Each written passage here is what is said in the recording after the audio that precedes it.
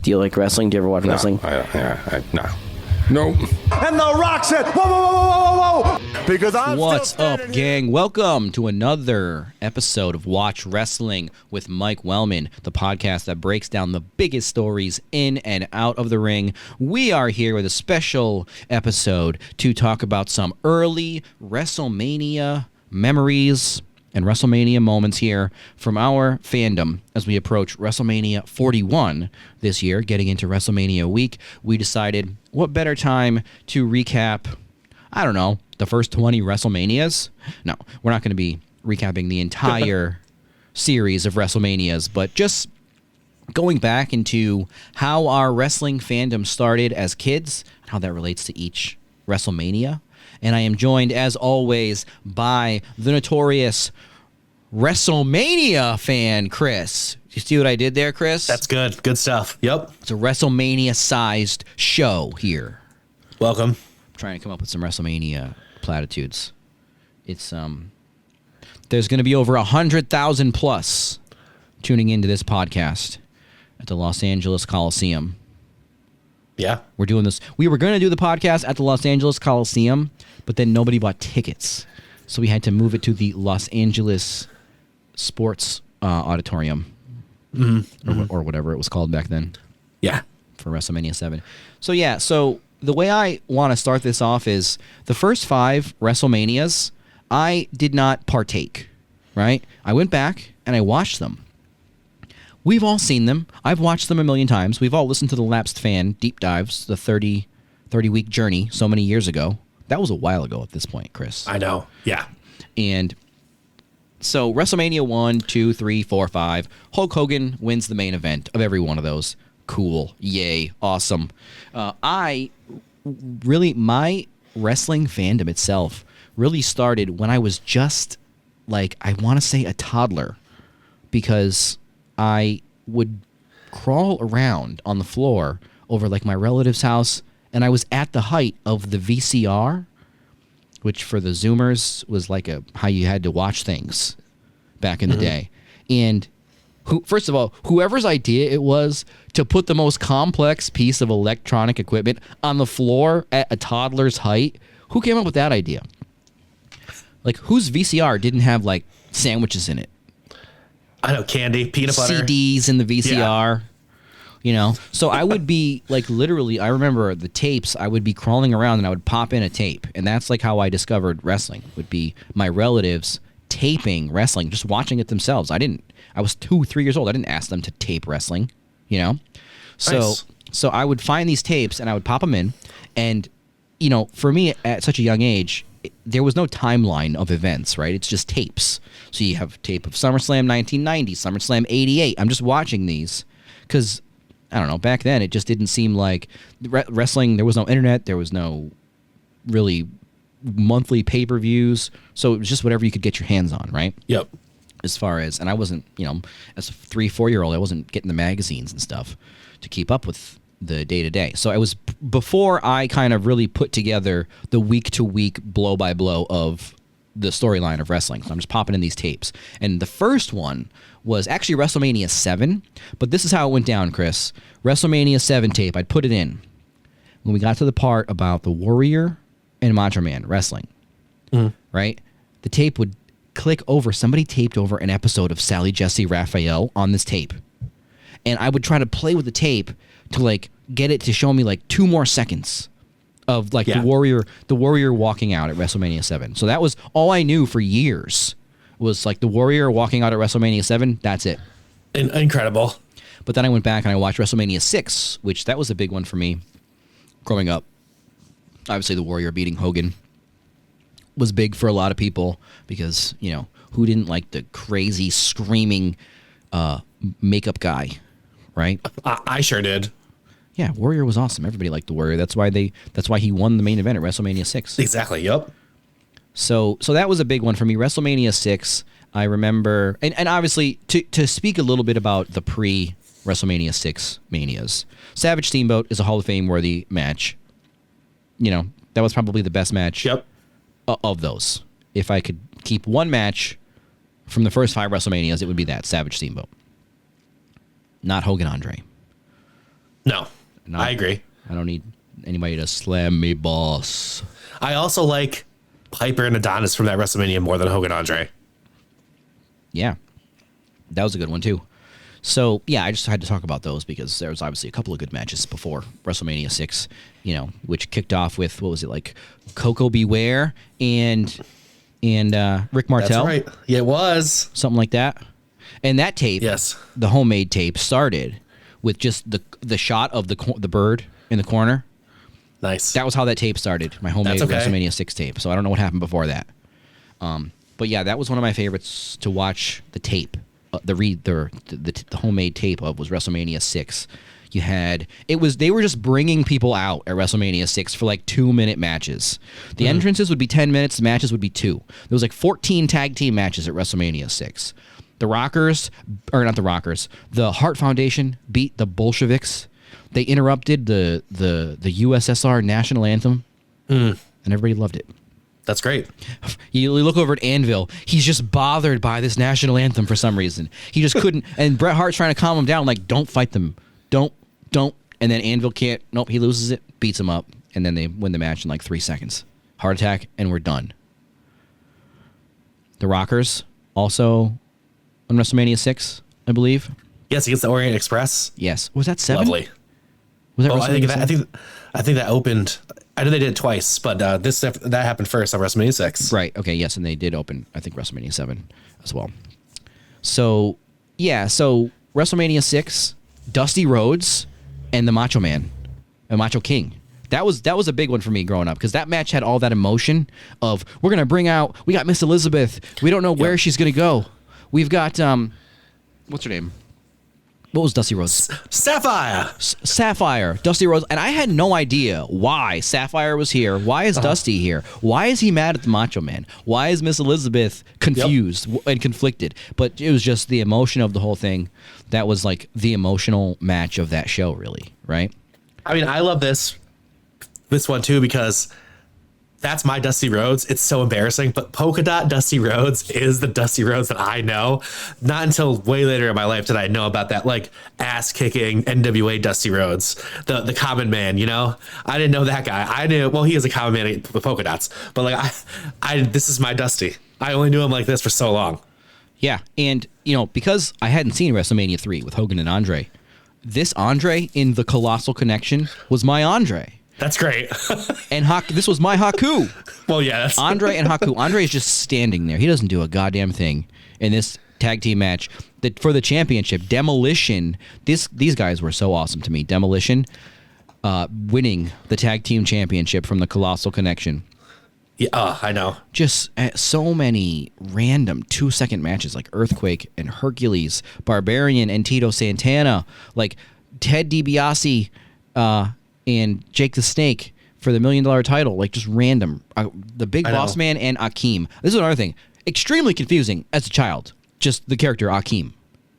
Yeah, no idea. Yep. No clue. Why is this man like this? Uh-huh. Why is this man like this? I just literally, that was my opinion of Akeem. Why is he like this?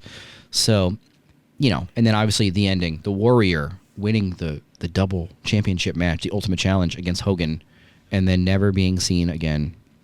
Yeah. That would be the peak for most people's career, but that was the peak for the Warrior. Yeah. I mean, this leads into the Royal Rumble. The next Royal Rumble before WrestleMania 7, I had that tape and I watched that hundreds and hundreds of times. So that's the Warrior's champ. Macho King makes him lose to Slaughter. That's me right there. Papa Shango was melting paper and pictures and screaming, making people's eyes bleed black. Again, that leads to WrestleMania 7. So this is my time. Yeah, so WrestleMania 7, that was my favorite because I was so intrigued by what's going to happen. All I get is this Sally Jesse Raphael tape, So I did go back and ultimately was able to watch, Tenryu and Katao versus Demolition, right? Which is at WrestleMania 7. Gotta have that, yeah. Boss Man, Mr. Perfect, and Oh, yeah. the Legion of Doom and Power and Glory was another one that I remember. Power and Glory, underrated. Love them.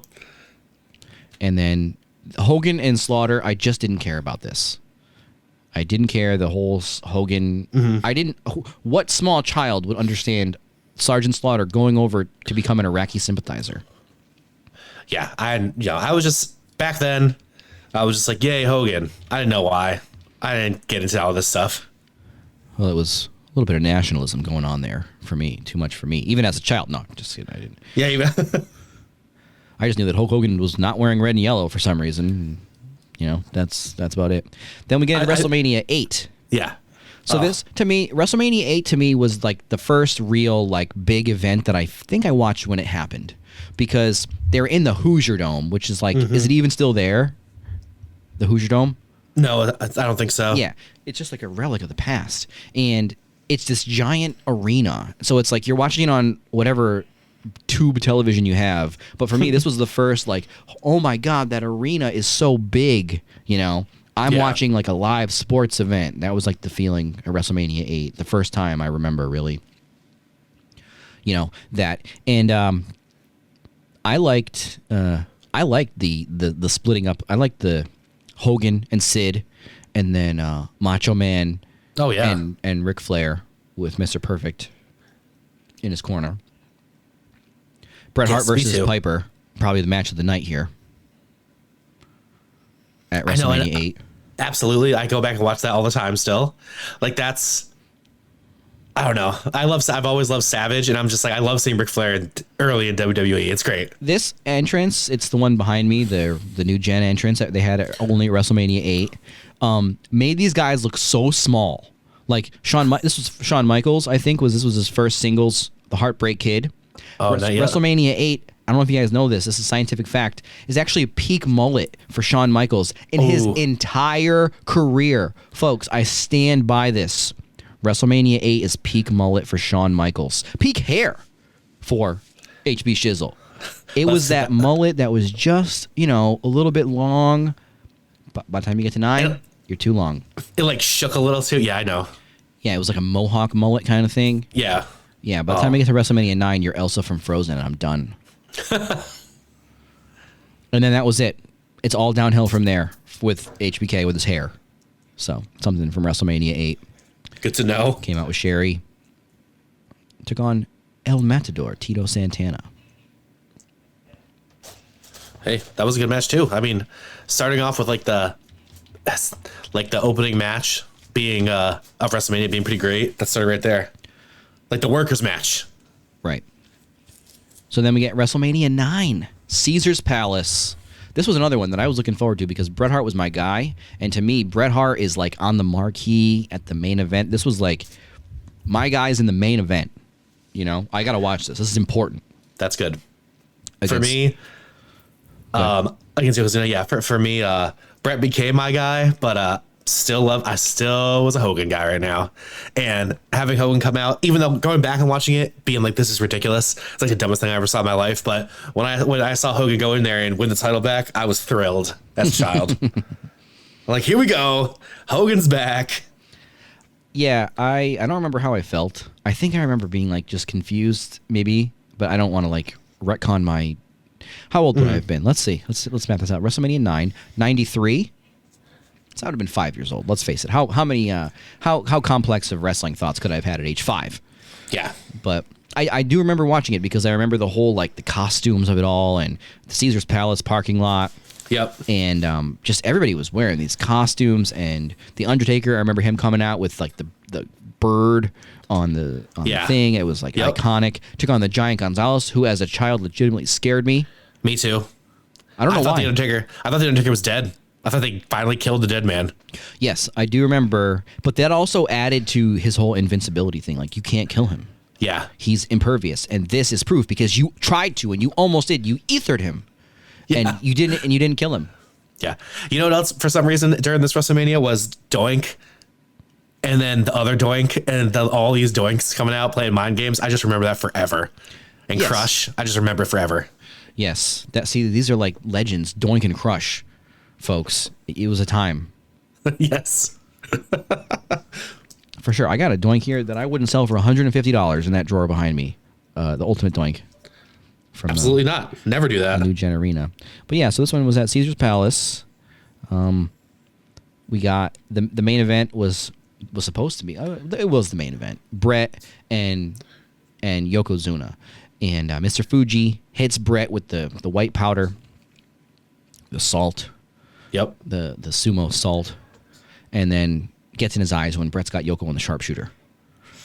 So that's bullshit, right? And then Absolutely.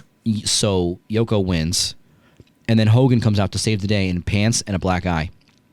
Mm-hmm. You know what the Hogan lie is regarding that black eye from WrestleMania 9? Oh, the lie? I don't remember. He got hit with a jet ski in the eye. Oh, that's the lie. Okay. A jet ski ran into his eyeball. Jet ski accident, brother. What are you talking about? He fell off a jet ski, and then the jet ski ran into his eye. Yeah. I mean, it's not like if a jet ski hits you, it wouldn't be like you need like a bunch of reconstructive face surgery and you'd be out for a long time like a brood eye, brother. That doesn't happen to Hogan. Just goes right in your eye, like right in your eye socket. Your orbital bone, the wedge of the front of a jet ski. It just bops you, because everything Hogan says has to be exaggerated, right? And you just get a little black eye from that. Nothing else. Were you looking at a jet ski and you fell down? Were you filming Thunder in Paradise? Oh, God. Oh, Hogan. Yeah, I'm glad he sucks. I'm glad he got hit in the face with a jet ski. It's like, I wish that happened to you, Hogan. Jeez. Yeah, because you're just swimming around, you're bobbing your head, and a jet ski just gets you right in the corner of the eye. Just right in the, it just got me. Just tap me, brother. I got a black eye from a jet ski. Ugh. So Hogan became the champion. Everybody thought it was bullshit because it was. People, if you look in the crowd, there's definitely people that are like, yes, Hogan, I can't believe this. And then there are some people that at WrestleMania 9 in 1993 are standing there looking at each other like, what the fuck? Yeah. It's funny. Yep. It's like 5 guys in there that are just like, this is fucking bullshit. Those are my guys. So yeah, everybody was all costumed up at WrestleMania 9. WrestleMania 10, Madison Square Garden. Yes, sir. This was a fun one. So Bret and Yoko headline WrestleMania 2 years in a row, folks. Bret Hart, Yokozuna. They don't get enough credit, I think. This WrestleMania obviously has the ladder match, which is awesome, and doesn't even have. It's just it feels. Oh God, I sound like I'm Mark. It feels so real. This ladder match, like there's not crazy high spots, there's not crazy stuff going on, but it was awesome and it's still great to this day. But man, this WrestleMania is always tainted for me because Lex should have been the champ. Over Bret. Sorry, it was Lex's time. I wanted to ride the Lex Express. He had his chance earlier in the night and he lost. I know, but still, it's just really tainted this one for me. This one I watched at like a relative's house, like I watched it at like my aunt's house. It was like they wanted to watch it for some reason. We watched on this tiny ass TV, and because I remember even at WrestleMania 10, they were playing back like these historical moments from WrestleMania. And it was like the first time, I don't know if it was the very first time they did that, but it was like the first time they really, this was like a historic event. Mm-hmm. So, obviously, one of the best openers in WrestleMania history. Yep. Bret versus Owen, if not the best. Yep. Second year in a row. Here goes the first match again. It's the work rate match. Owen defeating Bret. Just the right move. 10 times out of 10. Yeah. Oh, yeah. Just it was so much. They were able to do so much, like with Bret and Owen, here, because think about it. Bret Hart loses to his little brother in the opening match, but then he is hoisted on the shoulders of the roster at the end of the show as the new champion. Yeah. So that was great. I also, like I told you, Kris. I used to not, when I was younger, I didn't necessarily understand that Dink was an adult under the mask there. Yeah. I thought he was a kid. I thought he was like Doink, and this is a kid named Dink. Like, I don't, and you're going to make this kid, it was always mixed tag matches, and it would always be against a woman. So you're making this kid wrestle. And then I told you that it actually took, at a house show in Springfield, Massachusetts, I saw Doink just lawn dart Dink. And that's when it clicked to me, like, they couldn't do that with a kid. Mm-hmm. That is not a kid. And, wow. Thank you, Springfield. Thank you, house shows. Yes, it was in Springfield, Massachusetts. Doink and Dink. And Doink was just so abusive to Dink. That's what I remember as a kid. Like, you would not do that with any child that you cared about, especially one that you cared to put in the matching clown costume as yourself. Yeah. You know? Yep. You wouldn't do that. Yep. Just toss this mother effer around. And if you look, that happened a lot in this mixed tag. Bam Bam and Luna versus Doink and Dink, and Bam Bam and Luna won. And looking back at these WrestleManias, Luna Vachon is such an underrated just character in the 90s Agreed. WWF. Yes. I agree. There's I always no one found like her. her. Yeah, exactly. And I always found her interesting. I kind of hated her, but like in a good way, always. So, Alundra Blaze and Leilani Kai, I'm okay. I'm okay with it. Men on a Mission, were at WrestleMania 10. This is fresh off me getting an autograph from Mabel, Oscar, and Mo at the St. James Big Y in Springfield, Massachusetts. Nice. Men on a Mission. $2 for that. Dang, I have no idea how much I would have ever paid for an autograph. I know. $2. I mean, it sounds right though. Not bad, yeah. So then, yes, Yokozuna had to. So the story going into WrestleMania 10 was Brett and Luger both won the '94 Royal Rumble, right? Mm-hmm. Or was Absolutely. it '93? No, it was '94, right? 94, yeah. So they went over at the same time, and perfectly, by the way, like perfectly on the floor. They touched, and then they both got a championship match against Yokozuna separately at WrestleMania. So Yeah. Lex was up first. I liked this. This was like, I just like, as a kid, this got me into like, okay, so it's like there's stakes. What's happening here is going to dictate what happens later. Guys are coming out twice. It was like, to me, it was like this organized chaos. So Lex comes out and loses to Yokozuna Of course. by Yep. disqualification. And Lame. yeah, Boo. and Mr. Perfect was the referee for that one. So, and then we get the ladder match, right? And the thing about this ladder match, I would say, was a revolutionary ladder match. Shawn Michaels, Razor Ramon. This probably might be the next one, actually, to go in the Hall of Fame, right? This match. Yeah, should, yep. I mean, really, it probably should. So the thing that stuck out to me rewatching this was it seemed as though they didn't know what to do with the ladders in the beginning of the match, and they were like learning on the fly how to do these ladder spots. I'm not sure point, that yeah. that's the case. Maybe they were just like warming up to the ladders in the beginning, but they were kind of like hitting each other with the ladders, and then they're kind of like, oh, I'm going to jump off this. I'm going to throw you off this. I'm going to throw you into this. And they were just chucking these ladders back in the day. They didn't give a shit. Yeah, yes. It was definitely a weapon. So, yeah, it seemed like just, it's like almost like they had to get warmed up to getting beat up with the ladders or something, because this one like picked up, and they're like, by the end of it, these guys were like the Hardy Boys and the Dudleys. I know. Or are they, did they not know what to do with it? Or are they just great ring psychologists? That's what I mean. Is I'm not saying that that's literally the case. It's just how it came off in the match. Beautiful. You know? Two all-time greats, honestly. So, yes. And obviously Razor won that one. Then in the main event of WrestleMania 10, Bret Hart defeats Yokozuna. I mean, was there a time where more was right in the world than this moment? Bret Hart defeating Yokozuna, like I said, hoisted on the shoulders of the babyface roster. Lex, the Steiners, Tatanka, and then his brother Owen comes out at the end, and he's just like, fuck you. It's like always, yeah. Just always pissed, right? Comes out, you could congratulate your older brother on his achievement, but no, you just gotta fucking motherfucker. Kick his leg out from under his leg. Yeah, that's right. So yeah, so Bret, WrestleMania 10. Bret ends the show, and we're good. We're done. That's it. Wrestling is over. We can all die happy. We don't need to do it anymore, yes. WrestleMania 11, one of the more forgetful WrestleManias. Forgettable, I should say.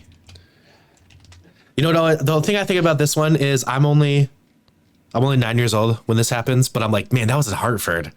Could have went to WrestleMania. So close by. You could have went to a 7-match WrestleMania where the main Pam event... Anderson was there, okay? Was that the one where what's his name was there too? What's his name? The actor, Burt Reynolds. Yes, this is Bert's. Yep. So Lawrence Taylor versus Bam Bam Bigelow was the main event of WrestleMania 11. Do we even need to unpack that, or just no? No, we don't. There was other football players. They were like calling people out as well. The whole I'm pretty sure Mongo McMichael was there. He was. Yeah, I believe he was. And some other NFL guys that didn't end up going into wrestling. But yeah, not a lot to say about this one. The Undertaker has been building up his streak at this point for a few years. He beats Bundy. Owen and Yoko, tag team champs, beat the Smoking Guns. Oh, no, they win the titles from the Smoking Guns. Yep. Brett and Bob Backlund. That was a good one, actually. And we got the Allied Powers, which are underrated tag team. Luger and Bulldog against the Blue Brothers. Oh. Ugh. Jacob and Eli.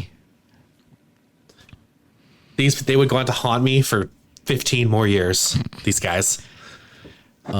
Yeah, so, I mean, WrestleMania 11 is like, let's forget this one ever happened. WrestleMania 12. Well, Now we're cooking. folks, WrestleMania 12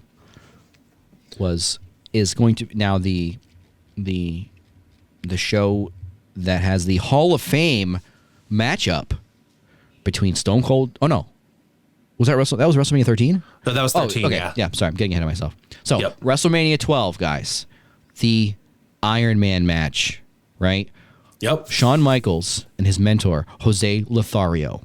Another thing that to my childhood mind was confusing. Like, why is this man his mentor? Why am I just hearing about this? Me too. Yep. So, defeats Bret Hart in the 60-minute Iron Man match in an hour and almost 2 minutes with one single pinfall in sudden death. This was great. I love this match. I don't care if people don't like it. I don't know what they're talking about. I will watch this match any day of the week ever. I love it so much. Yeah, I don't. So people like the first 25 minutes. Okay, yeah, it's a little slow, but they knew they were going an hour and 2 minutes. Yeah, You know? I think it works for me. It's slow, but it works for me. It builds. Yeah, especially if you sit there and watch the whole match, it builds right up until the end. And it was just, I mean, it's hard to call an hour match. It was a very great match. Like, it wasn't perfect, you know? Yeah. Because the beginning, like, for me, there was another hour match on AEW Collision. It was this hour tag team match with the Bullet Club Gold and FTR. Because you didn't know that match was going to go an hour, that's, like, they're going balls to the wall from the beginning. That's like the only thing that this one was missing, but that's just, again, just nitpicking. It was an iconic, revolutionary, trailblazing 60-minute Iron Man match. And these guys went out there and did something that really had never been done before. And at the end... what were you going to say? I'm going to say, like, you're right, because, like, we were too young for Flair and Steamboat going 60 minutes, you know, in NWA. So this is the first, like, taste of that. And it's just, they did it. Right, especially we were coming out of the 80s, the steroid era. So like Flair, Steamboat, even Harley, all these guys in like the early and mid 80s, they all, not those guys, but like wrestling was all about these big steroid monsters in like the late 80s and early 90s. So coming out of that, especially after the steroid trial, getting guys like Michaels and Bret Hart to put on this hour-long like clinic, it was definitely something, you know, new and good. And it was like, this is what I want to watch, right? Like, I don't want to watch, no offense, like the Warlord, you know? Yeah, no. So, was the Warlord on this one? No. He's gone now. Yeah. He's gone. But he is also gone. Like, he's dead, right? The Warlord? Now he is, yeah. He is now, yeah. So, what else we got on WrestleMania 12? The Huckster and the Nacho Man wrestled with Billionaire Ted as a special guest referee. Crazy. Yeah, so this was the Hollywood WrestleMania 12. Yep. So we had the Backlot Brawl, which can never be duplicated. Roddy Piper and Goldust. This was great. I love it too. Good. I'm glad you liked it. I like it too. They infused footage. Oh, we didn't talk about the Macho Man and Crush at WrestleMania 10. I like that too. But anyways, they infused footage of the O.J. Simpson chase into this match and acted as though, what was it, who was driving? Piper was driving the white Bronco or something, and they were like, or Goldust was. And these guys beat the shit out of each other. These guys are like, Piper just hits Goldust with a bat at one point. He hits him with a car. Yes. And it's really hits him with a car. Like, it's not fake. Like, obviously Dustin can handle it, right? And Piper is going to dish it out. They just went crazier than people remember in this match. It was a brawl. It's a fun match, and I like it. I mean, yeah, I like it. And they did. I love that. Yeah, it's the OJ footage, right? But some people still think it's not. But they're like, how did they get this to not be? How could they do it? The police are in on it. Like, I don't know. It was the chase footage that was on the news. That's what I thought it was too, but I know some people still think it wasn't. Still think it's a WWE production. Like, how did they get a highway clear? How did they get police? They didn't do that. Come on. They didn't get a copter. Come on. Also, our favorite booker, Vince Russo, the rumor is that he had a pitch that he wanted, like, the woman, like, what's her name? The OJ's wife that he murdered. Nicole Brown. Simpson, yeah. Simpson's father, to wrestle. Like, they wanted to have like a match where he faces off with like the guy's mother or something. Like, two of these people that have been victimized by OJ Simpson and had their lives ruined. Vince Russo wanted to use it as a wrestling gimmick. Of course he did. Bloody knife on a pole match. Yeah. Too far. So, and then we had Austin and Savio. Here we go, folks. Just blazing a trail of friendship. I gotta tell you, I love this match too. I do. I remember this match so clearly. I don't know why, but I just remember it so much. And Warrior and Hunter Hearst Helmsley. So Warrior, like we were just talking about WrestleMania 6 a few minutes ago. 7, he's in the middle of the card against Macho Man. 8, he's like returning to hold up Hogan's hand at the end of the show to celebrate Warrior with Hogan. 9, he's gone. He's not there. 10, he's not there. 11, he's not there. 12, he comes back to squash young Hunter Hearst Helmsley in 1 minute and 39 seconds.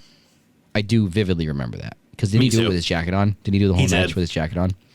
And I thought it was so strange. This is what I thought. This is not the Ultimate Warrior. He's dead. This is fake Warrior. This is NWO Sting Warrior. Yes, that's right. No.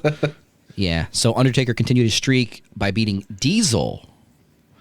And yes, then we had the 60-minute Iron Man match where the boyhood dream came true. This was huge. Like, this was obviously like this was like, to me, as good a moment as the WrestleMania 3 Hogan slamming Andre of definitively putting over your baby face champion. Yes. Right? I agree. Because I don't think they went all in with anybody else. Think about it. WrestleMania 9, we just talked about it. Fucking Hogan comes back, wins. WrestleMania 10, yes, Brett won, but Luger was in the mix, and Owen was in the mix. And they just never really pulled the trigger on anybody. Until Shawn, basically. Yeah, WrestleMania 11, Shawn's just making a mockery of Diesel, so that doesn't work. Yeah. So, yes. So this is where we get the boyhood dream coming true. Shawn Michaels. This was also the iconic coming down from the ceiling. There he is, the Heartbreak Kid. Shawn Michaels. Yep. Coming down. They actually made an action figure of that one where he's literally hooked onto the the harness. They made the same harness that he had, like the weird like box thing that he was like holding onto. They made the same thing, and they made him in the entrance gear because they made a figure in the past where you could but his hair was tied, and he didn't have the tied hair in the moment where he was holding the belt. So this time they gave you the option so you can have him holding the belt with his actual hair that he had in that moment. Nice. Yeah, so it was cool. And it comes with a cool box, like the WrestleMania, like Hollywood logo. Yeah, so that was another match that'll probably be in the Hall of Fame here as they start putting matches in the Hall of Fame. Definitely. Is HBK versus Brett. WrestleMania 13. Another forgettable WrestleMania, aside from the big points here. I mean, WrestleMania debut of Flash Funk.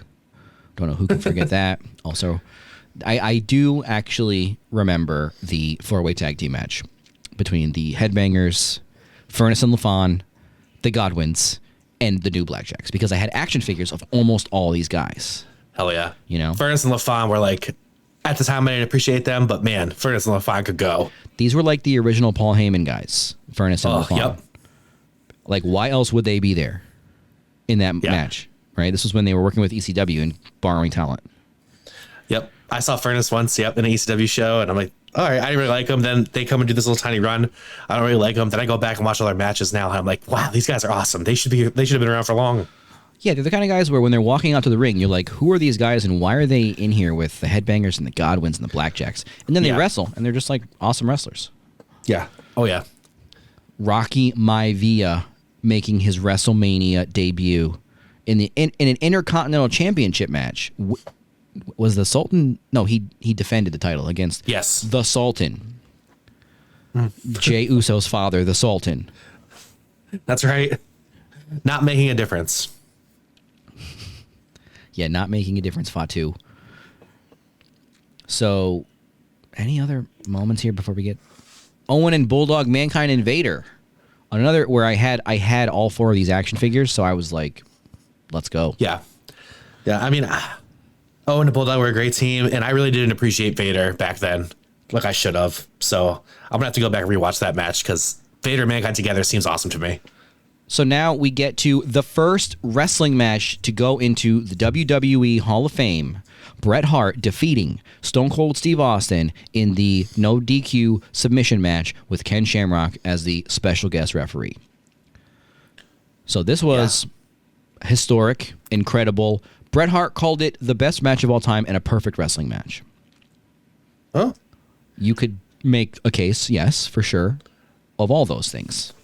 Because the question with the whole, like, what makes the best wrestling match, it's what do you expect to get out of it? Do you expect to get entertained? Do you expect to see supreme physical attributes being displayed? Do you expect fast-paced match, a long match? Do you need to have emotion? Do you need to have blood? Do you need to have a family element? Like, what do you need to have? What do you need to have? It's the same thing with watching a movie. What do you want to see in the end of a movie? They build something up, and then, and then there's this big finale, right?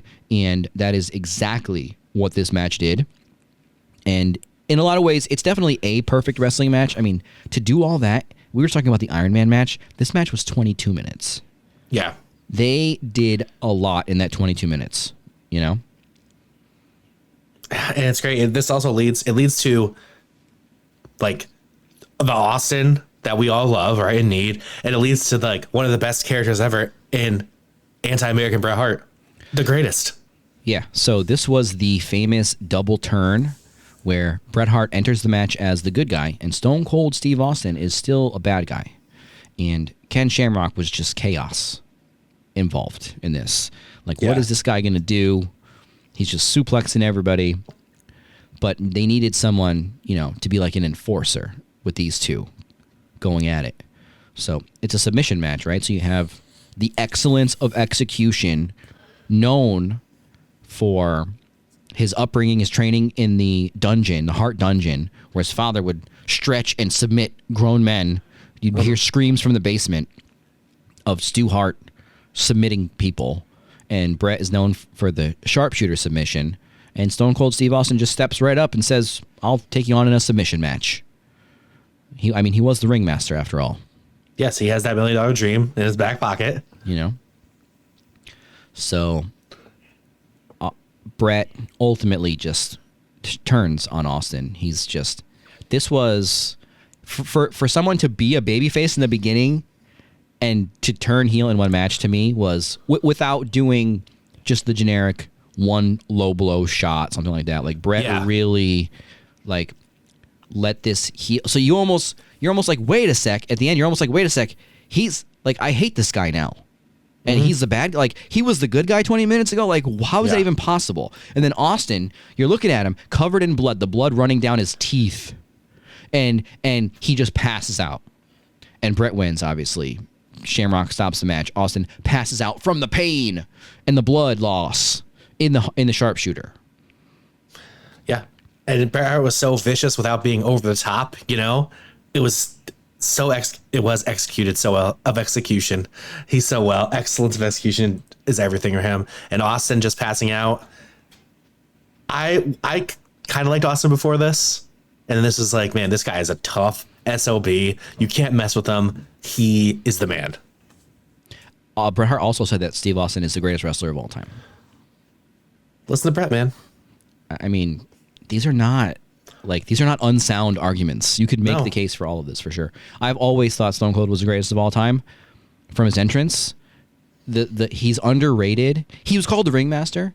He's one of the most respected wrestlers of all time, and he's still underrated for his in-ring ability, I think. Yeah. Stunning Steve in the early Stone Cold and Ringmaster was like a worker, and then the brawling Austin, and then I know it was stupid at the time, but Paranoid heel Austin in 2001 is also so good. He's so good at that. Guy's the man. I mean, obviously the in-ring work after the Owen Hart pile driver was different. Yeah.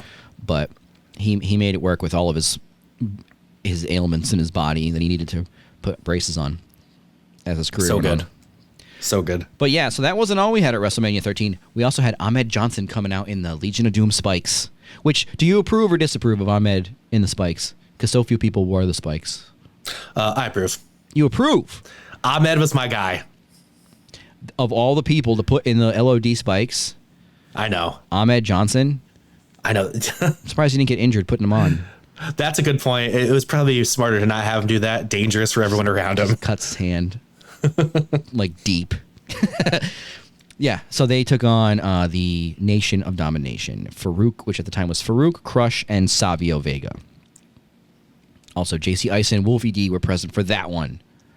Give me an elite JC Ice and Wolfie D figure, and I will buy one of the 10 that get made.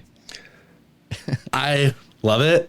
I love that Nation of Domination as well. So that's why I also like that match too. It just feels good to me. Everything about it. And then in the main event, we had The Undertaker winning the WWF Championship from Psycho Sid in one of the Undertaker's iconic championship wins.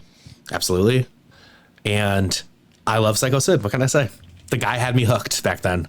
So now we're at the point where I'm watching like wrestling with my friends, right? Not just crawling around on the floor looking for tapes to push in, to rewind the buttons and mess up the tape. Now my friends and I know WrestleMania is on the horizon. WrestleMania 14. The big promo to set this one up was Mike Tyson coming out on Raw, right? And who did he face off with? Stone Cold Steve Austin. And who looked like they could stand there toe-to-toe with the baddest man on the planet? Stone Cold Steve Austin. Correct. That Raw promo set this thing up perfectly. Like, this was... Like, that was all the promotion you needed for this, was just that one night. But they obviously did a lot more than that. I remember that, Ross. So I remember it so clearly. This is right when I'm, like you said, your friends are watching. This is me clearly watching every Raw, talking about it with my friends too, in school. Just Raw, the most popular it could be. Everyone talking about Tyson. DX, so great. Yes, DX was... I remember being in... I don't know if I was in fourth grade for this one, but when I was in fourth grade, there was the DX shirt that said 2 words, suck it, on the back. And the suck it was the little asterisk instead of the U in suck. And you couldn't wear these shirts at school. But there was a DX shirt that had no sucking on the back, and they only sold it at Vibrations in the Eastfield Mall. So I kept trying to go there. They never had it in my size, which at the time was a medium. These kids would come to school in fourth grade with the DX sucking on the back, and they would just wear like a shirt over it. And then they would just be like, hey, Michael, look it, I got the DX sucking on the back. You don't have a DX shirt. And I remember like I was fucking destroyed over this. I need a DX shirt. That's tough, man, because I got that Vibrations DX shirt. I had that. And I did have it ultimately, but it wasn't until after SummerSlam 98. So when was this? Was this 98? I got it after SummerSlam. Yeah, that's 98, yeah. This WrestleMania also, I remember my this kid I just talked to in school, never spoke to him outside of school, told me that he was going to this WrestleMania with his mom and dad, said they had an extra ticket and I could go. And I was a child and was like, that seems legit to me. But my dad wouldn't let me go. So I hate him. Did you ever find out if it was legit? No. I was just so mad that I couldn't go. He said he went. He just said he went? Like you didn't ask him, like, where'd you sit? Did you get any popcorn? I was just too sad that I couldn't go and see Austin. What time did you get home? It was a school night. It was in Boston. It's an hour and a half away. Yeah. None of this crossed your mind as a child? No, that's why I think he was lying. But starting to add up. I don't know. Did you buy any merch? Buy the DX Suck It shirt? No. I feel like I was too. I didn't really. This was just an acquaintance of mine in school, so that's why. But man, what a sad day for me. Yes, it was at the Fleet Center in Boston, Massachusetts, folks. Which is now the TD Garden. Well, no, it is. Yeah, it was because they tore down the Boston Garden and then renamed it the new building 5 times. So, yes. So this was I was super hyped for this one as a kid. We are starting this one off strong, right? We have a tag team battle royal This was great. This was awesome. Tag team battle royal, where when one of your team members is eliminated, your whole team is eliminated. So we had the final team in the mix was the returning Legion of Doom, now known as LOD 2000, with Sunny. Came out with new white, like airbrushed shoulder pads with like helmets. So cool. Yes, I agree. They eliminated in this match. Dude, I was so excited for this WrestleMania and just wrestling at the time. I was even excited for this tag team. The Midnight Express, Bodacious Bart, and Bombastic Bob. I remember this team. I was like, yeah, these guys are good. This is how popular wrestling was back then. You're right. The Midnight Express got me amped up. I remember them too, of course. So, yeah. So, LOD 2000, they just won a number one contendership there with Sunny.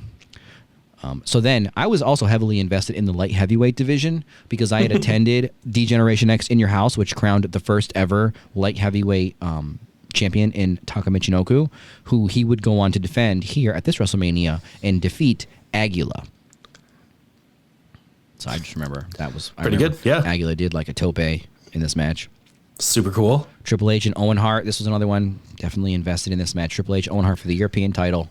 Few titles were as important, few secondary titles as this European title was for a little bit when Triple H and HBK had it and the Bulldog and Owen. So yeah, Mark Miro and Sable had a mixed tag match against the artist formerly known as Goldust, which if you know what this man was wearing at this fucking show, what a gimp outfit. I mean, they let this man push the limits with this outfit to a point where if you asked him, like, I'm fine with people who have from all walks of life. I find the way Goldust was dressed to be a little bit on the side of mockery and also curiosity. I don't think he really understood the world in which he was trying to portray himself as being a part of. You know, I think he was more curious about it. Because I just don't think, like, if you were really wearing like ball gags and nipple clamps and all this kind of stuff, I just don't think you would have worn it like in that way. He just didn't. It seemed like it was his first day with the ball gags or whatever he was wearing. Yeah, it definitely was. Like, he was curious about it for sure, but he didn't have a lot of experience with the nipple clamps or whatever he was wearing. So that was just what I remember from that one, is the artist formerly known as Goldust, who he did also come out at the DX pay-per-view in Springfield, and he read Green Eggs and Ham to the Springfield, Massachusetts crowd. The artist formerly known as Goldust. Amazing. I'll never forget that. Rock beats Ken Shamrock for the IC title by DQ. Pretty big. And then this match. This was another big segment for me. When the Road Dogg and Billy Gunn pushed the Cactus Jack and Chainsaw Charlie in the dumpster off the edge of the ramp on the Titantron. Of course. Yes. I mean, this took up so much of that episode of Raw. This was iconic to me. This was the first, like, there's chaos going on. Like, we're going to go to a commercial. We're going to come back. It's still going on. Like, what's happening? The show has halted. Because Cactus Jack and Chainsaw Charlie were in a match, in a dumpster match on Raw. The New Age Outlaws came out, closed up the dumpster, and pushed them off the 10-foot stage. Right? I remember it so clearly. Yep. I remember every second of it. I was like, what? No. I'm like, still, like, years later, I was like, so how do they do that? Like, were they just in there? Like, was there padding? Were they really in there? Did they escape out a back door? How did this happen? And then they're out there, like, you know, pulling them out of the dumpster. And then the Outlaws are coming back. Oh my God, it was just, and the commentators are swearing at them. And so that set up this tag team dumpster match. Cactus Jack and Chainsaw Charlie became the tag team champions. So when they got to the back in these whatever BFI dumpsters that they were using at the Fleet Center that night, these guys look like these dumpsters were unforgiving. These were legit dumpsters. They looked like they hurt their bodies so bad every time. They would do like a landing where your arm lands over the side of the dumpster, like Billy Gunn did that at one point. Where it's like, I'm just like, oh my God, just. It wasn't just like, oh, you're going to get thrown in a dumpster full of garbage. Like, they're going on these dumpsters, in the dumpsters, slamming into the dumpsters. It was crazy. Yes, I'll never forget that either. And this is my peak. I started really liking the Outlaws, the New Age Outlaws now. Yes, oh, man. For sure. This is when, they became like my favorite tag team because I found them to be like so vicious, but still like sarcastic. And they're just destroying these guys. Like, Yeah. that was the Jim Ross line where he's like, which we used to use on the podcast. There's people in there. There's people in there.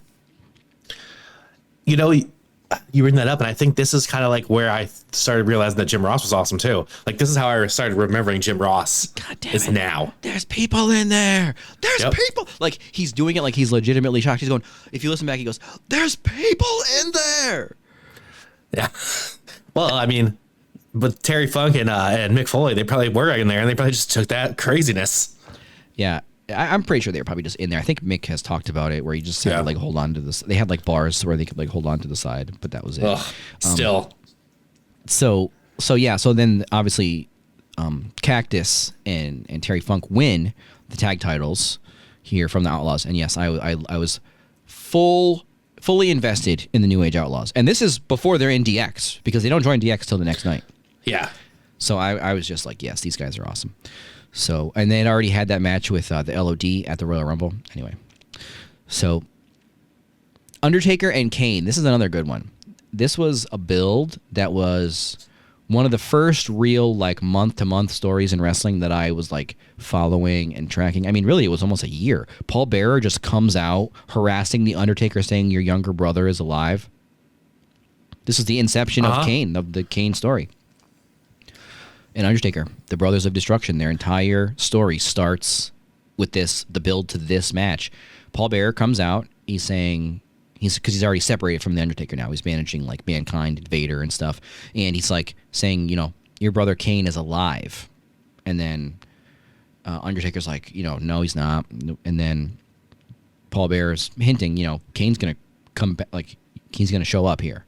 And then at the Hell in a Cell, the first ever Hell in a Cell pay-per-view. And during the match, lights go out, Kane comes out. Iconic debut. One of the best debuts, really, ever was Kane, I feel like, for a new character. Oh, yeah. Because it wasn't like he was coming over from another company. We knew who he was. This was a whole new thing. We didn't even know, literally, who he was. Like, who is this dude? People thought it was, like, chains at the time. And they're like, that's why his arm is covered, because he's got tattoos all over his arm. Oh, God. Like, it's fucking Isaac Yankem. But yeah, so Kane comes out, Hell in a Cell, rips the door off the cell, tombstones his Undertaker brother. Shawn Michaels wins, obviously. Now, Undertaker says, I will not fight you, Kane, because you're my brother, and I will not fight my brother. And we all know how it ends when someone says in wrestling, I will not fight my brother. You're going to fight your brother. That's right. You're fighting your brother. So finally, he says, like, yes, I'll fight you, Kane. And Kane had, I think, 2 matches at that point. I think he took on Mankind at Survivor Series 97, and I think he took on Vader. I could be wrong. It might have been after. He might have only had the 1 match against Mankind. So just the whole Kane aura at this point, the red lights, the original entrance, it's all still there. Undertaker comes out. This was just incredible. Now, no. Was this the show where we started the real legacy of WrestleMania with Pete Rose? Was it? Oh, I don't remember. No, it was, because it was the Fleet Center. So this is how it happened. Pete Rose comes out, the WWE Hall of Famer, not MLB Hall of Famer, Pete Rose, in Boston. I'm like 14, or no, how old was I? 9, 10? I don't know what the sport landscape is like. I just didn't follow sports to begin with. I didn't know who Pete Rose was. This dude starts tearing into Boston, became my hero. This dude's insulting Bostonians. I'm hooked instantly. Didn't even realize how much I was going to appreciate that later in life. But yeah, he's talking about how Boston can't win a World Series, right? And he literally, me as a child, I was hooked on this little comedy bit that he was doing, right? Shitting on Boston, because I got it. You liked it, yep. It was so over the top, and it was unfunny to the point where the repetition became funny. If you just go back and rewatch this, he's like, how about it? You can't win a World Series. How about it? He's saying the lamest jokes, and then he's egging you on to be like, please get offended. He has a very smarmy face, that Pete Rose. Can't win a World Series. How about it? Hey, Kris, you can't win a World Series. How about it? How about it? And so Pete Rose comes out, and then he gets interrupted by Kane. And this was just Kane. There was no costume. There was no... Well, Pete Rose would be the one in the costume later on. But this was, just Kane comes out and just attacks Pete Rose, right? Yep. Oh yeah. And that's it. Tombstone, get this guy out of here. He's shitting on Boston. Get the Undertaker out here, right? So that happens at WrestleMania. Little did we know what that would blossom into with Pete Rose and Kane. Jeez, one of the biggest feuds of all time. So then, of course, we get the main event. This was such a crossroads of just all of wrestling right here, this match. Shawn Michaels, Stone Cold Steve Austin, Mike Tyson as a special guest referee. So, decent match. Shawn Michaels had his back issues, which were really exacerbated at the Royal Rumble in his match against The Undertaker, where he went over the top rope and landed squarely on the corner of the casket. Oh, it's horrible, yeah. Like, I couldn't, that is a bad spot to land on. So his lower back was just jacked up. He was a horrible person to be around, addicted to drugs, lazy, didn't want to be involved, hard to work with. He left the WrestleMania, what was it, a weigh-in? The WrestleMania, like, pre-show thing in Boston that they did. He just left in the middle of it because somebody hit him with a battery. It's like, screw this, I'm done. So he was not, like, he was behind the scenes difficult to work with, and it was all coming to a head, right? So in this match, Mike Tyson had joined up with DX ahead of time and then turns on HB Shizzle in the match. He's wearing a DX shirt. He says no, and he helps Austin ultimately win. And Mike Tyson and, Steve Austin winning the WWF Championship, becoming the last man to hold the Winged Eagle version of the WWF Championship for one night. Uh-huh. And Shawn Michaels, this is the last we see of Shawn Michaels until 2002. And this was 1998. So he's gone. Well, not the last we see of him, because he comes back in those weird moments as part of DX and then also as the GM. But he's gone after this. And if you watch some of the backstage footage, he's legit he just quit. He's just swearing at everybody and he just quits. Right? At the press conference. He just goes and he just starts cussing and quits. And now we are in the Austin era, folks. Oof. Right? What a time. As quickly as it comes in, it will go out. Because next year we get WrestleMania 15, which this was a fun one for me. Another one where I had a lot of the wrestlers as action figures. So important. Even some that had like WrestleMania 15 like printed like t-shirts on the that's figure. sweet. There was like a Rock, I think, or a Stone Cold that had WrestleMania 15. And what was the card here? You know what went underrated when I was rewatching this to me was this whole like there was like a hardcore title like division, right? That we look back at with guys like Raven, Steve Blackman, Hardcore Holly, Crash Holly, all these guys that were just wrestle for the hardcore title. They destroyed each other for like 2 straight years. Just killing each other with shopping carts and trash cans and kendo sticks. And that's what this show kind of brings back memories. Yes. So what were the big matches here? Butterbean and Bart Gunn, Brawl for All.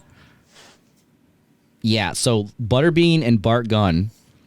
I mean, this was just what kind of match? I mean, I guess it's a brawl for all. Is the martial art here that we witnessed. This was a martial arts contest. This was a shoot fight, folks. Hard to fathom that they did this. The whole Brawl for All tournament, shoot fights with basically sparring rules and convoluted point system where these big old hosses would get in the ring on Raw and duke it out like a tough man contest.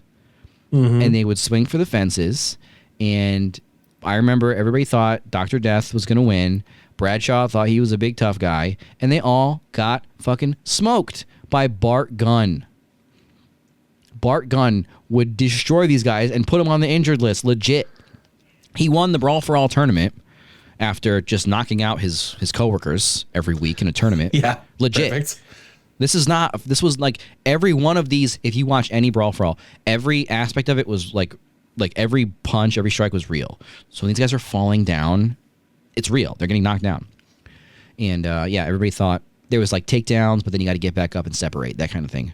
So then, well, why not take the winner why not reward the winner of this tournament who just, like I said, put half of his coworkers on the injured list with a match against like 785-pound Butterbean. If I with my experience as being an MMA journalist in the past, if I had with it like that, if this had come across like my feed as an adult, I would have put my mortgage on Butterbean because I'm not stupid. Yeah. I would have asked people, can you loan me $25,000? I'm going to go bet on this sure fucking thing right now. Lay the juice on Butterbean. But of course I was like 10 or 12, whatever. So I don't remember knowing that this was real either, you know? Yeah, I didn't think so either. I just, whatever is real, it's fake. I don't know. So long story short here, this is a 35-second affair.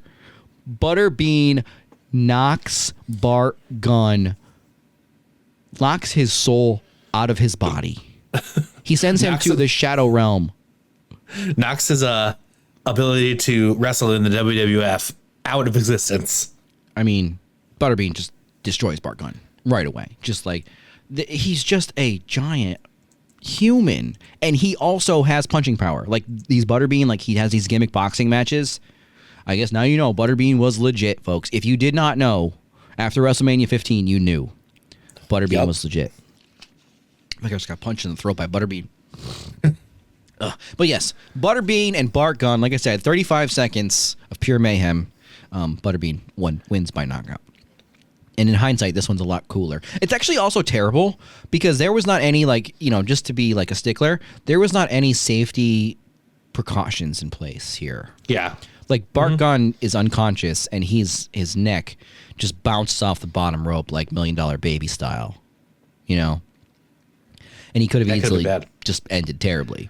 Yeah. Like you're just an unconscious person. That's not even a safe really environment for like a boxing match. Boxing matches don't take place in pro wrestling rings generally. So that happened. There were some other matches here, right? Like the one thing I do remember is the Road Dogg being the Intercontinental Champion, and me thinking that was cool. I also thought that, yes. And Goldust had the Blue Meanie by his side at this point, and he was like cool bossing the Blue Meanie around. I don't know why we're doing a Goldust pit stop on every WrestleMania here. We are, but apparently that was like the key moment here. Was the Goldust had Blue Meanie in his corner. And this was the first like Shane McMahon match, right? That we saw. Yeah. So Shane versus X-Pac. This one was good. Got me pretty hyped up. I was looking forward to this one as a kid. Mm-hmm. As a kid, I really appreciated Shane McMahon as a wrestler because I had horrible taste. I also appreciated like chicken nuggets and peanut butter sandwiches. I didn't have a refined palate. The peanut butter sandwich of wrestling. Yes, that's Shane McMahon. Oh my God. Look, he's there when you need him. Looks just like a peanut butter sandwich. I mean, look, I'm going to eat another peanut butter sandwich in my life. Yeah, me too. Nothing bad about it. But it's not a filet mignon. Correct. Very good. So Shane and X-Pac.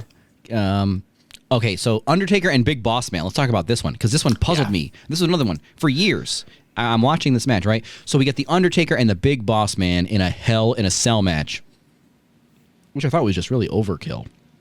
Like, it's already WrestleMania. We got to have a Hell in a Cell, too? Yes, sir. So, this one, it's just a match until the Brood comes down from the ceiling. And in hindsight, you're watching it. You watch them, they hook themselves and everything like that. Like, there's, like, time spent on the safety aspects and everything. But they drop a noose down, and the Undertaker hangs the Big Boss Man by a noose by his neck, and then they pull the cell up. First of all, if I was Edge, Christian, or Gangrel, I'd be scared shitless when that cell goes back up. You're just going back up into the rafters. Unbelievable. With the cell. So they hoist the Boss Man up by his neck, and he's like hanging there by his neck, and it looks like this is obviously after the Undertaker beats the Boss Man. So. But I was like, man, how did they do that? Like, did they? And then it's like the answer is they hung him by a harness on his back. Yeah. And the noose was just there. But they made the Boss Man look like he's like hanging there with his like neck. He's like, and I was just like, oh my God, how did they do that without breaking his goddamn neck? I thought he was dead. Yeah. I'm like, oh, I'll never see him again. I was just like, how is he gonna like do? I thought it was like. Because I was like a naive child. I was like, do they know how dangerous this is? Like this stunt? Like he's obviously not dead, but like he could die. He could get hurt. And I was like, no, he's hung by his back. Like he's wearing a harness on his body. So that was a big moment there. And then the main event of 15, the first encounter of The Rock and Stone Cold Steve Austin in their epic trilogy of WrestleMania matches. No DQ match. Stone Cold Steve Austin beats The Rock at WrestleMania 15. Yes. Then we get a little WrestleMania called WrestleMania 2000, folks. Which would have been WrestleMania 16, but it went down in the year 2000. So cool. 2000. And then the year after, they had WrestleMania 3000. No. So yeah, WrestleMania 2000, another pretty forgettable WrestleMania. This was like peak Attitude Era, but the cringe part of the Attitude Era, you know, where you got a lot of like TNA versus head cheese matches. Yeah. This one, though, it did kick off one of the... So it kind of... It wasn't like the beginning of the whole thing, but it was one of the big matches in the lore of the TLC tag team genre, really, that these guys defined, because we had a triangle ladder match between Edge and Christian, the Dudley Boys, and the Hardy Boys. So this was a great match. It's not the most remembered one, but it was... So there was a series of matches, right? There was like the tag team ladder match for the finals in the best of 7 for the services of Terry Runnels between Edge and Christian and the Hardy Boys. Hardy Boys won. So then you get the Dudley Boys in the mix, and we have not yet a TLC match, but a triangle ladder match. The first TLC, I believe, was at SummerSlam. TLC 1, I believe, was at SummerSlam. Yes, I believe so, yeah. Because this is 16, X7 was the TLC. So TLC 1, I believe, is SummerSlam. Then there's TLC 2, which we'll talk about in a little while, and then we'll go from there. So, but this triangle ladder match here, this was the first taste we got of these three teams mixing it up in a ladder match, and it was great. We also had, like, the Cat and Terry Runnels and a cat fight. China and Too Cool. Ugh, yeah.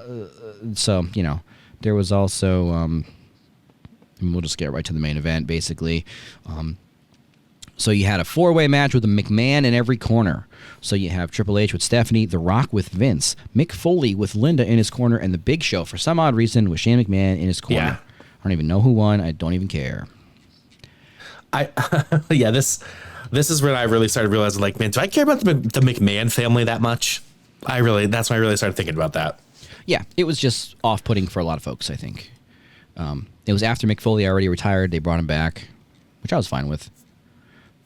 Yeah, that's fine. So then we get to one of the best and, you know, everybody's favorite WrestleMania, often considered the greatest WrestleMania event of all time, WrestleMania 17, WrestleMania X7 from the Astrodome in Houston, Texas. R.I.P. the Astrodome. R.I.P. Sportatorium.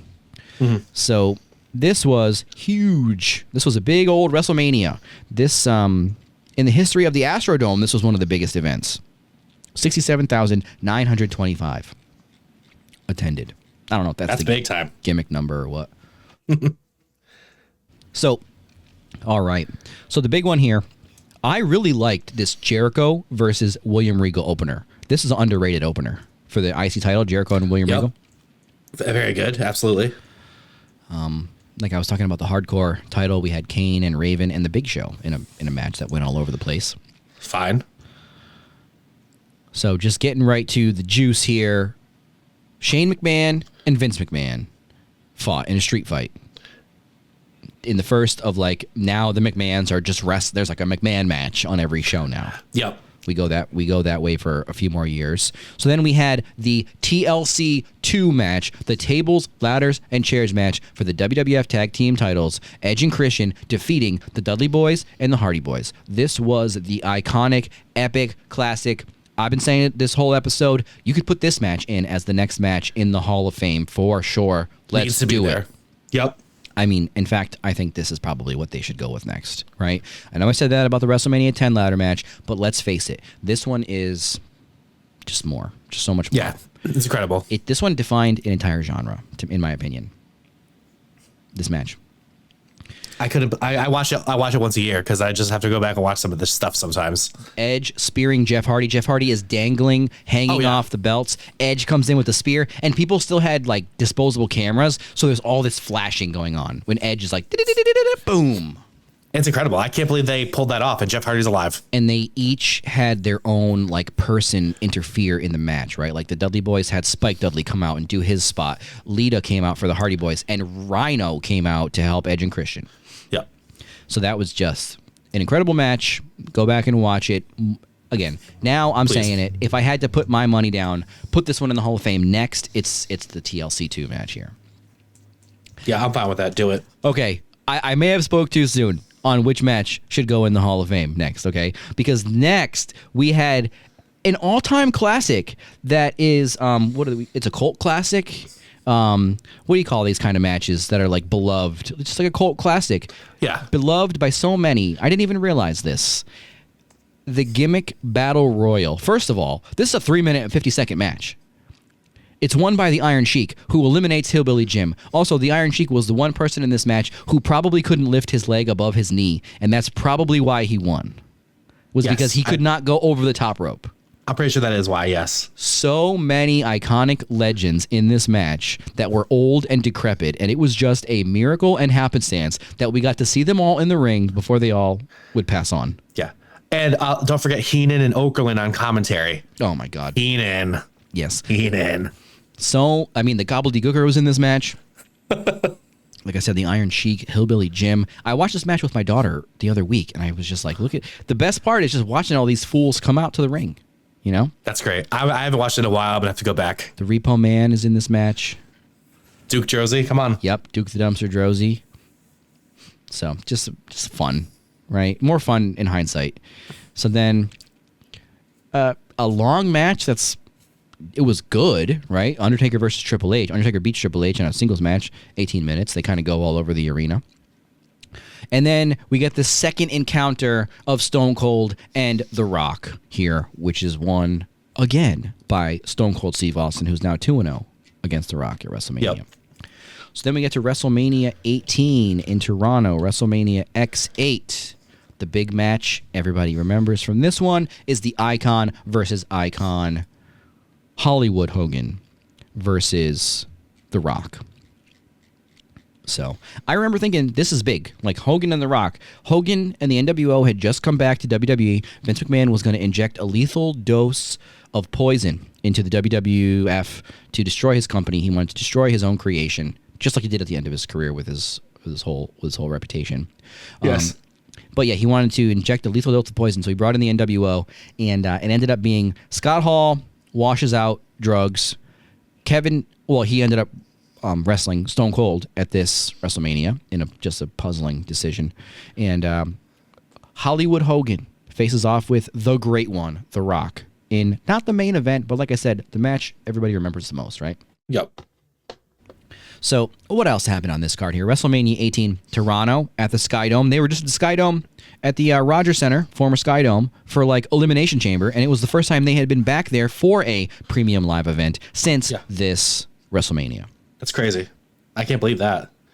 This is also the WrestleMania where Triple H beats Jericho for the undisputed title and like just ends Jericho's like he was never what he should have been as the undisputed champion, you know? Yeah.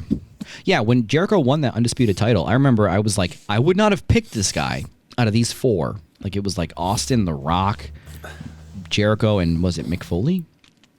And it was the one night, and I was like, I would not have picked Jericho to win this, but he did. And then I was like, cool, this is awesome. Like, this guy you're right, he doesn't deserve just one belt. He actually deserves 2 belts. And yeah, Triple H put an end to that, didn't he? Yes. Yes, he did. Was this the beginning of Triple H's reign of terror? Yes, had it already begun? I think it had already begun, but this was like the real. But everyone was like, "Oh, here it is!" Like we realized it now, but it had been already happening, and this was the moment that we all realized, like, "Oh man, there's a reign of terror going on right before our eyes." So there was some good matches on this one. So I remember DDP and Christian. I mean, it wasn't a great match, but it was just a fun match. Everybody's now crossed over because this is like 2003, I think, 2002. And so all the old WCW guys that were on their contracts that didn't want to come over, they're all here now. So, you know, the NWO, right? And we already had guys like DDP and Booker T. So we get Booker T versus Edge. What a match. I forgot this happened, yeah. Come on. If there was ever a way to do like a perfect invasion angle, this would have been on it. Booker T and Edge. I feel like those guys are in the perfect spot there to wrestle each other at this point. Taker and Flair? Yes, Taker and Flair. That was a good one. No DQ match. This is a fun one. This was back when Ric Flair was like in charge, right? Wasn't he like in charge of WWE when they were first doing the brand split? And he was like, he ran Raw. He was like, I bought Raw. He. Yeah, and they were like, doing all the boardroom stuff. Yep. And so Undertaker keeping the streak going, defeating Ric Flair. At this point, he was American Badass mode, which we should say, right? Yes, of course. So so the American Badass, he kind of just, I don't necessarily remember when he disappeared and came back, but I remember, obviously, we'll get to WrestleMania 20 in a little bit when he comes back as the Dead Man. So, yeah, Austin and Scott Hall. This was a huge WrestleMania. Like, Saliva performed. I think Drowning Pool performed. There was a lot of crap going on, but that's really mostly what it was just crap. I mean, all these matches are like 5-6 minutes each. You know? Yep.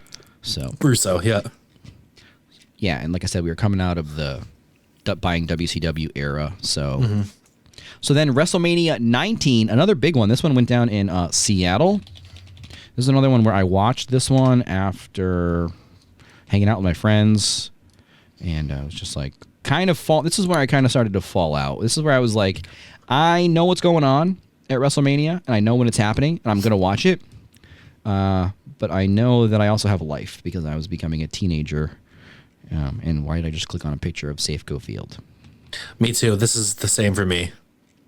So, but yeah, I mean, this was actually a good show, I think, from top to bottom, because think about it, in the beginning, you got like Matt Hardy and Rey Mysterio in the opener, basically.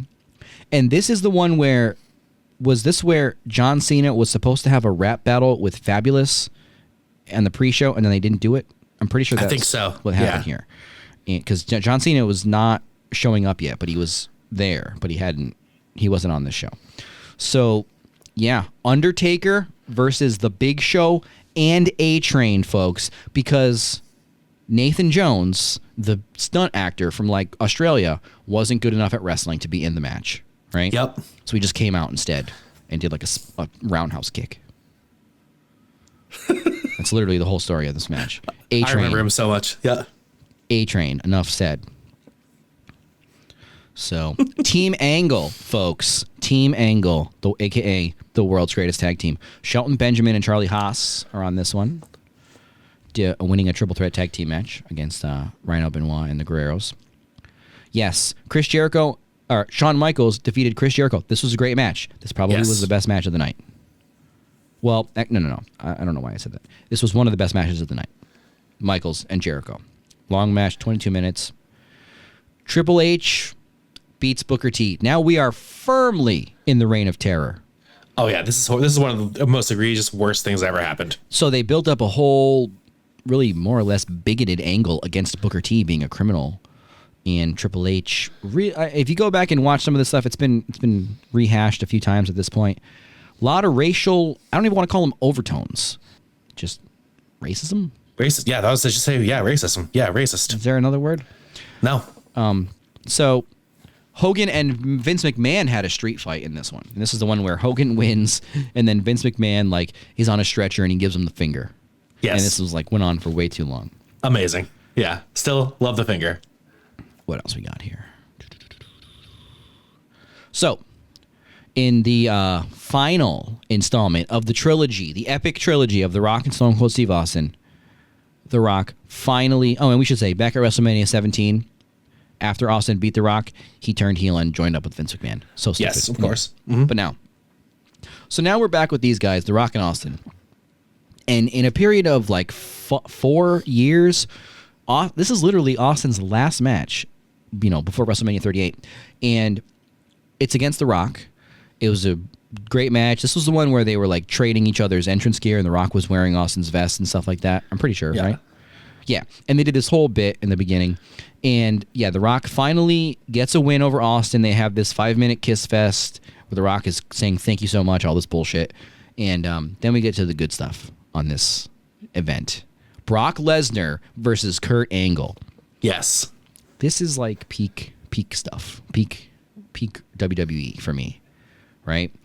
These two were the best, right? And then you have Brock, who had been doing these little shooting stars on the house shows. So he wanted to try one out on the grandest stage of them all. And he almost died doing it. Mm-hmm. He does this epic shooting star, and he just lands on his freaking neck. And so Lesnar's supposed to win.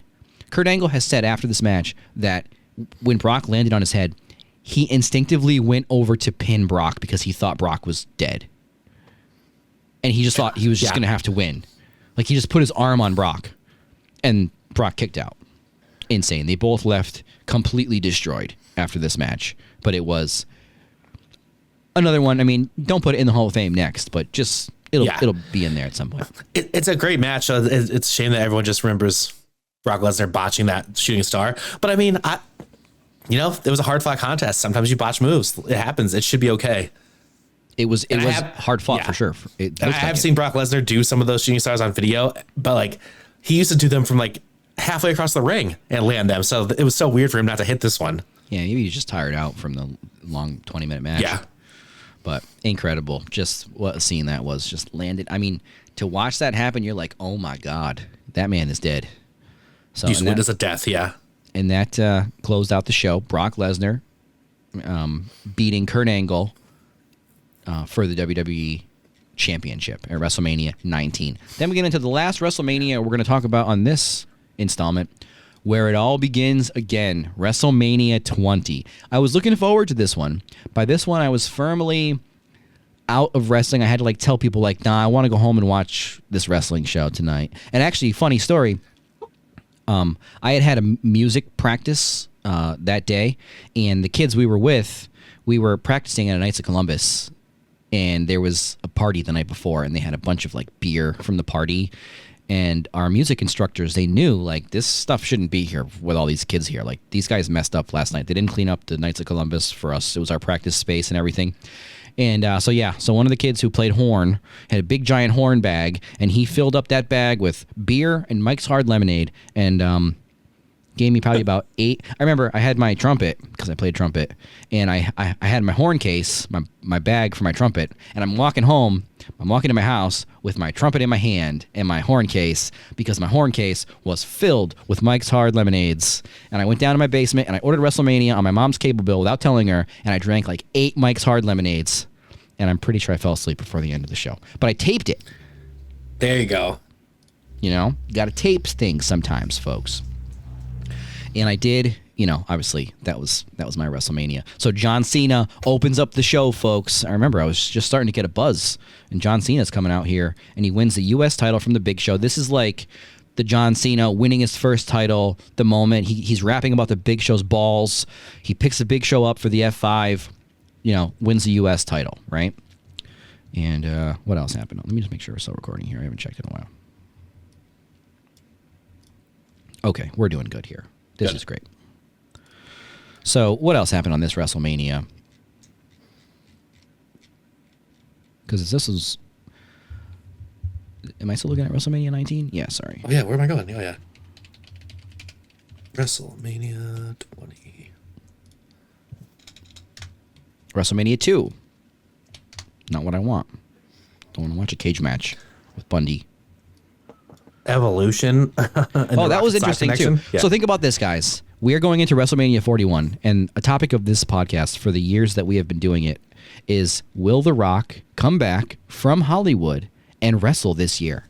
And that's what The Rock did 20 years ago. He came back from Hollywood to wrestle at WrestleMania. 20 years ago, The Rock was coming back to Hollywood, coming back to wrestling from Hollywood. So, this one, we had the Jericho and Christian thing where they were trying to seduce Trish Stratus, right? And they ended up feuding. It was very misogynistic, but it was kind of interesting, I guess. They were both trying to hook up with Trish. And that was the basis of Christian beating Jericho and getting the girl at the end. Then we get to Evolution, like you said, Chris. So, Evolution, Randy Orton, Batista, and Ric Flair took on the Rock and Sock Connection in a 3-on-2 handicap match because Randy Orton let us know that in this same building, Madison Square Garden, he threw Mick Foley down the freaking stairs. And yes, he did. And then The Rock came back to help his old buddy. He really came back because he thought that this was a big WrestleMania event and he wanted to be a part of it. Yeah. As opposed to now where he shows up and doesn't want to be a part of it. So, a nice Cruiserweight Open. Do you remember this Cruiserweight Open? I do. Chavo defeats Akio, Kidman, Funaki, Jamie Noble, Nunzio, Rey Mysterio, Shannon Moore, Tajiri, and the Ultimo Dragon. What a match. Incredible, yeah. What a 10-minute match. So, is this really the order? This can't be the order. Lesnar? I thought Lesnar and Brock, or Lesnar and Goldberg closed the show, no? Was I wrong? Yeah, no, because they closed the show with Eddie Guerrero and Did they? holding their titles up together. Maybe they closed my show because that's when I fell asleep. That's right. After drinking too many Mike's Hard Lemonades as a kid. So, it's going to close this show, so we'll get to that last. So, so we had Eddie Guerrero defeating Kurt Angle, he retained the WWE Championship because he had won it. Did he just win it from Brock? Yes, in February. So yes. We get The Undertaker and Kane again at WrestleMania. This time, The Undertaker's gone. I don't remember why he was gone. Like, what happened with the American Badass? Did somebody scratch his Kid Rock CD or something? I don't remember either. I just remember him coming back. Yeah, he was gone. Not that. Fucking gone. Yeah. And then, there was like a thing with Kane, and Kane was like saying they were going to, what caused the whole thing? He just came, like, there was like these hints. It would be like the gong, the darkness, like he's gone, and he wasn't the dead man, so it was the American Badass, but then he was gone.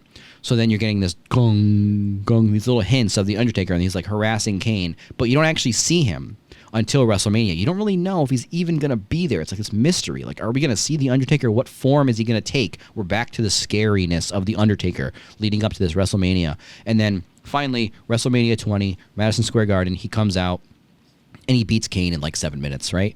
So then the show did end with Benoit and Triple H, blah, blah, blah. And HBK, they have the show closing moment with Benoit and Eddie Guerrero both holding up the belts, which is erased from history. And I do think that they should let somebody else have that moment again. You know, like find two people and do this again with two other people. I agree. Yes. Whether it's Kevin and Sammy or who else? Like really anybody. They could do this with. Because it was this whole changing of the guard, and finally these two work rate guys that we all love are winning, and now it's all shit. So that's it. But one thing I do want to talk about is Lesnar and Goldberg. This was so interesting to me because I was right in that lane of hating both of these guys in that moment. Nice. Right? And for the reasons. So this is what was going on. Goldberg showed up after WCW went out of business. He waited until all the contracts were up. He didn't come over right away. He came over like after, and he was like feuding with Triple H. He was not the best guy to work with. He was not impressing everybody. He was really living off the old Goldberg nostalgia just a few years after his WCW run. And he was not making friends, and he was not making fans. So then we also had Brock Lesnar, who by this point was dissatisfied with WWE, and he was also going to go try to play in the NFL for the Vikings, right? So he was on the Vikings. He just never played a game, right? He got cut. Yeah, he got cut. He was in the preseason. You could see him in the preseason, though. Yeah. So, yeah, it's hard to be in the NFL, even when you're freaking Brock Lesnar. Yeah. So I still don't, I mean, I feel like somebody could write a book about why the heck Brock Lesnar randomly thought he could go be in the NFL. He's not the only one. Didn't Gable Steveson also do that exact same thing? Yes, and he was very bad, too. I mean, Lesnar was probably better, to be honest, at football. I think so, yes. I think he was. I think he just wasn't good enough. He just wasn't good enough to hack it in the NFL. But, yeah, so Brock was deciding to go to play pro football. The NCAA national champion wrestler decided, I'm going to go to the NFL now. So he was on his way out. So both of these guys were on their way out, and this was really, I mean, I don't really know. People were always on the internet, even back to like the early 90s, I guess, apparently. But this was when the internet chatter really picked up and started to affect those folks in the arena. This was when that feedback was really present of people are reading stuff on the internet, and now the fans in the building know about it, right? And they're talking and they're booing. So both of these guys, and Stone Cold, by the way, was the referee, Stone Cold Steve Austin. Yes. So, I mean, in one way, this is like a super fight, right? This is like Lesnar and Goldberg. These guys are like, this is like two kaijus. This is like Godzilla versus King Kong, right? With Austin as the ref, what could be better than this? And of course, these two idiots had to just be such shit that it sucked. Yep. Mm-hmm. And so this was 13 minutes of my life, right, that I can't get back. And they were booing. Goldberg is saying, screw these people. And it's like, screw these people? What are you talking about, screw these people? Like, dude, these people are the only reason why you're getting paid. And but the hostile New York City crowd just tanked both of these guys. They were not professional enough to be able to have a decent match. I mean, they had an okay match. They just got through it. And then Austin stunned them both. And again, like I said, this was the end of my show. Stunned them both. And that's how the show ended, folks. I was going to say, yeah. In my mind, WrestleMania 20 ends with Stone Cold Steve Austin having a beer bath after giving a stunner to Brock and Goldberg. And then also, that was the last we ever saw of all three of these dudes. Legit. Yeah. Until, like, when did Brock come back? 2013? 13 or 12, yeah. Brock goes on, obviously does his whole UFC thing. Goldberg just leaves. That's that. And yeah, no. We didn't see Goldberg again until like 2018, something like that, 2017. This was it. They were gone. And yeah, and that's how WrestleMania ended, folks. So yeah, we wanted to just do this show and talk about our memories of the first half of all the WrestleManias. And folks, I didn't take any notes. Everything I just said was my memory. So if I got any of it wrong, I don't think I did. But that's my memory of all these WrestleManias. And now we're going to put out sort of a sequel episode to this where we're going to talk about coming back, because obviously we're a few years apart, me and wrestling fan Kris. We were in our formidable years. Like I said, I was underage drinking, watching this alone at home as a child, and then you grow out of wrestling, and then you kind of come back. So then on the next episode, we're going to talk about kind of where we connected back to wrestling and how it's full steam ahead from then till now, folks. So we hope you enjoyed this recollection of our memories, our personal memories of the early WrestleManias as we get ready for WrestleMania 40 by God 1.